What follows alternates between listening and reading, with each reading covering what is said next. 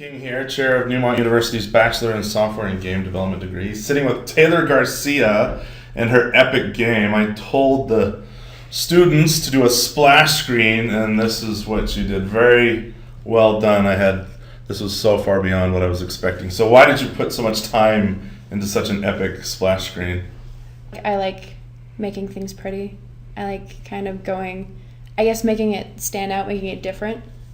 How did you come up with this idea of throwing a hello there with the ones and zeros coming down the screen? How'd you come up with that idea?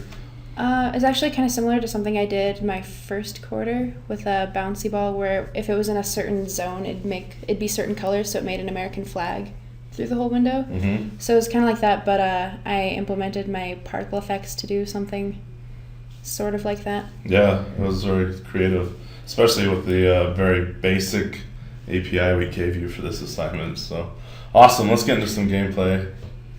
So tell us about your game. Okay.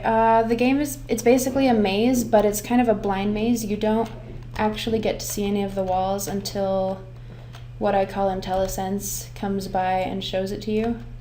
So the worm thing going around the screen is basically traversing the walls of the maze. Is that right? Yes. Okay.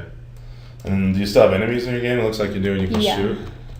So basically what the game is you're basically inside of bad code with a lot of bugs. The enemies are bugs, and you want to try to navigate your code and destroy all of the bugs or enemies without getting killed yourself. That is very creative. And that's why you have the ones and zeros as your particle effects, I guess.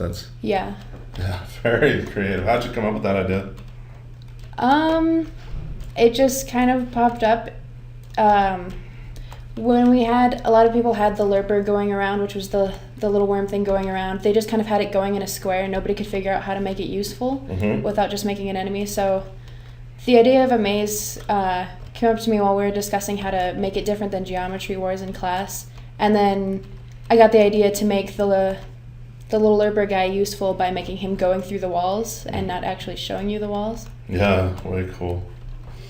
Let's see, you are in quarter 5? Yes. You have a little bit less than 2 years to go. If you could work at any company or any project or any type of company, what would that be? I think I would I guess I'd kind of like to start at a bigger game company just to kind of get a foothold, get a feel for what it's like, and then I'd like to move to a more independent company.